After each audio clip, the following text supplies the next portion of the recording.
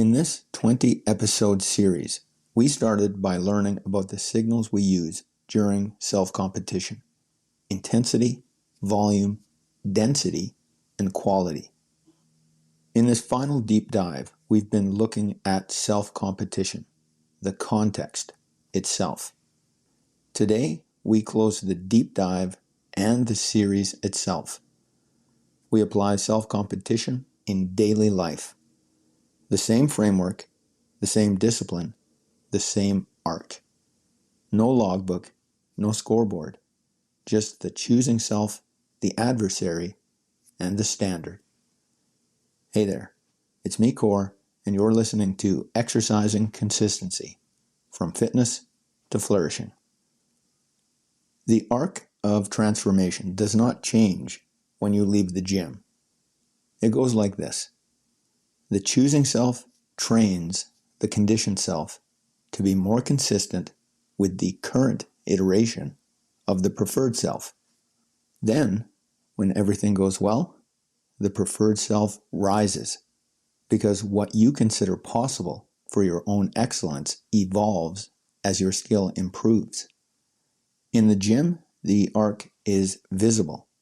You add weight, you add volume, you compress density. You raise the quality standard. The logbook records the evidence. Outside the gym, the evidence is less visible, but no less real.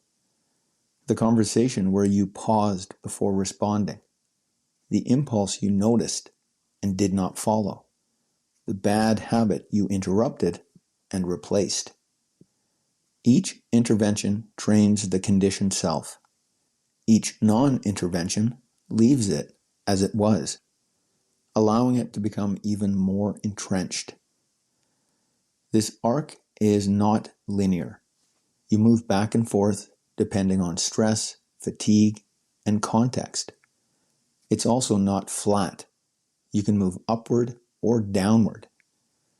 When you move upward, you create a virtuous spiral.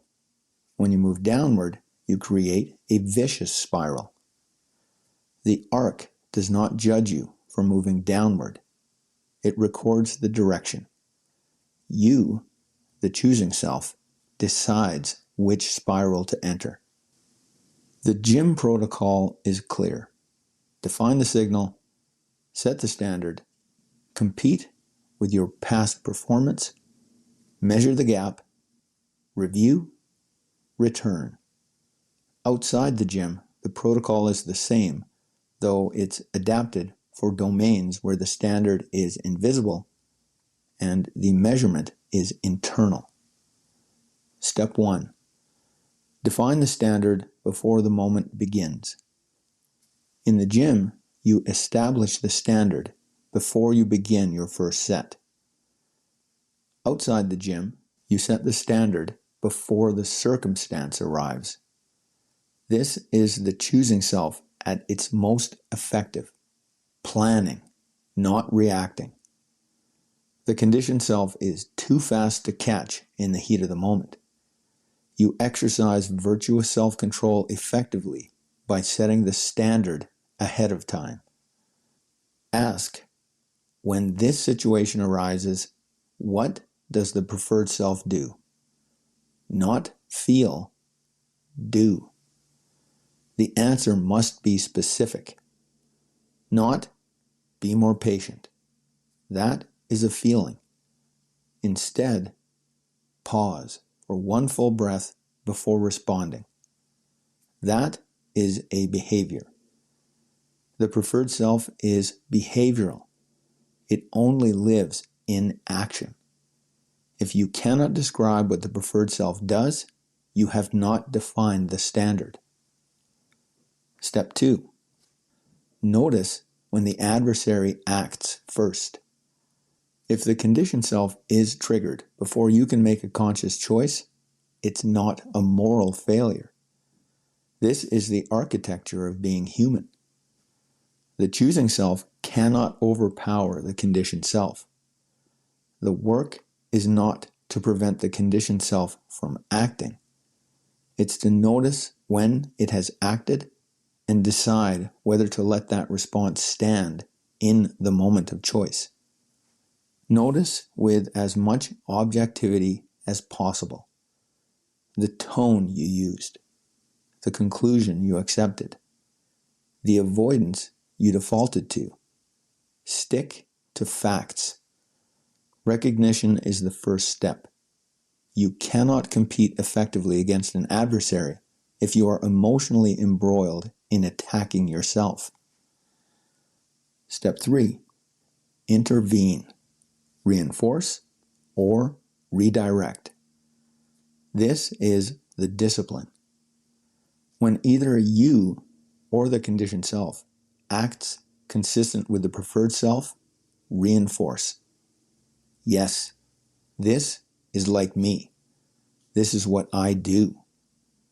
When either you or the conditioned self has acted inconsistent with the standard, you redirect. No, that is not what I want. This is what I want. And you direct your attention back to the standard immediately, ideally with action, at minimum mentally, again and again, whenever it's necessary. Reinforce what is consistent. Redirect what isn't. Do not punish. Do not spiral into upset. Just return to the standard. Step 4. Review without judgmentalism. At the end of the day, you review to gather data. Where did the adversary win? Where were you successfully consistent? What can you adjust for the next time? The review is neutral. The data informs how you can be more consistent. Self-competition in daily life requires the same discipline as the single signal. Choose one domain, hold it for a cycle, let the others ride. The choosing self cannot compete on every front at once. The adversary is faster in every domain. The only path to closing the gap is focus. Choose one domain. Which area of your life has the widest gap between the conditioned self and the preferred self? Your health and fitness, your relationships, your career, your finances. Choose the one that will make the most impact in your life when you are successful. Define the standard on which you'll focus for 12 weeks. 12 weeks is a standard training block, long enough to produce measurable change, short enough to sustain attention. Ask, how would I describe a 10 out of 10 level of excellence for me in this domain? Define it in behavioral terms, not be more present. Instead, I put the phone in another room to focus on conversation with my family during dinner. Not stop procrastinating. Instead, I begin the first task on my prioritized list within 5 minutes of sitting down at my desk every workday. The standard must be specific enough that you can tell whether you met it. Compete daily. Review weekly. Each day is a session. The adversary will win some rounds and you will win others. You're not aiming for perfection. You are aiming to narrow the gap over the course of the week. At the end of each week, review. Did the conditioned self move closer to the preferred self? What worked? What didn't? Adjust the standard if it was too ambitious or not ambitious enough. Then return. At the end of 12 weeks, evaluate. What went well? What didn't? What still fits with your idea of excellence? What doesn't? Now you have a new starting place. Begin again with your new current life. The preferred self rises as your skill improves. Excellence evolves. The arc continues. Everything in this series has been training for one skill: your calm return to the standard without punishment. In the gym, when the gap widens, you do not berate the conditioned self. You return to the standard. The discipline is that return. Whether consistent or inconsistent with the standard, you bring your attention back to what you want of yourself in those circumstances. The same discipline applies outside the gym. When the adversary wins a round, when you snap, when you avoid, when you default to conditioning, you have two options. Option one, punish, criticize, call it a failure, turn a lost round into a lost day. That is the vicious spiral. Option two, redirect immediately. That wasn't it. This is it. And return. That is the virtuous spiral. If you punish yourself for losing a round often enough, you will eventually find reasons to stop competing. But calmly returning to the standard will eventually close the gap. The difference is the willingness to redirect without excessive self-criticism and compete again. Self-competition has no finish line. It's a direction. The preferred self is never fully realized as a fixed state. It's a behavioral standard you enact. The arc never ends because the standard rises as your skill improves. What felt like a reach toward excellence last year feels normal now. And then you strive toward a higher level of excellence. This is what elevates exercise beyond the physical. You are practicing the foundation of personal development. The gym is where you learn to compete against your conditioning in a domain where the feedback is clean. The weight moves or it doesn't. The standard holds or it doesn't. The logbook records the evidence. You learn what it feels like to be consistent and what it feels like to be inconsistent. And you learn that you always have the opportunity to make the excellent choice. The next moment is always available. Then you carry that knowledge into the rest of your life. The conversation, the task, the lunch meeting. The adversary is always there. The competition never ends because the person you are becoming always demands more than the person you have been. You are not your character. You are your choices. Character is the shadow cast by your most consistent choices.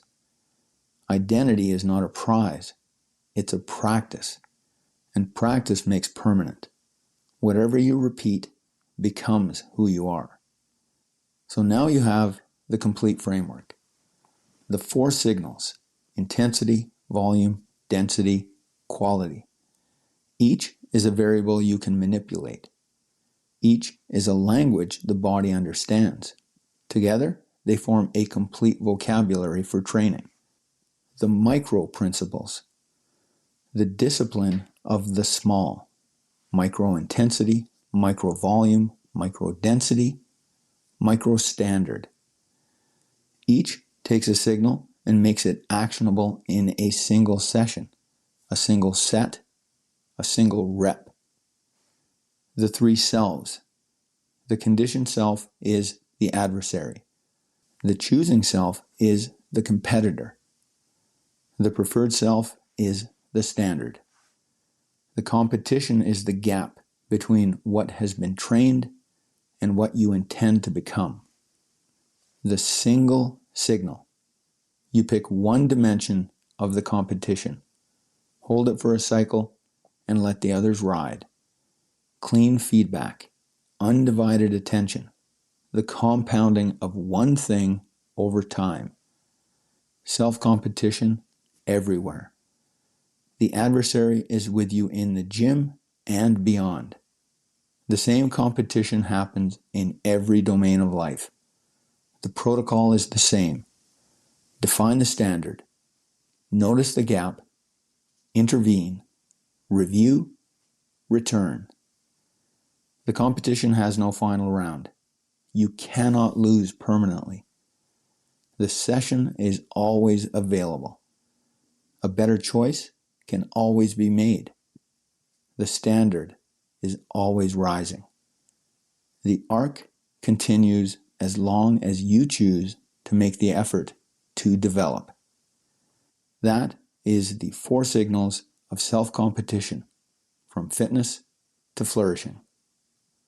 To exercise consistency and become the person who uses self-competition to train well for every part of your life, join the Act Score Challenge. That's it for today. Catch you next time.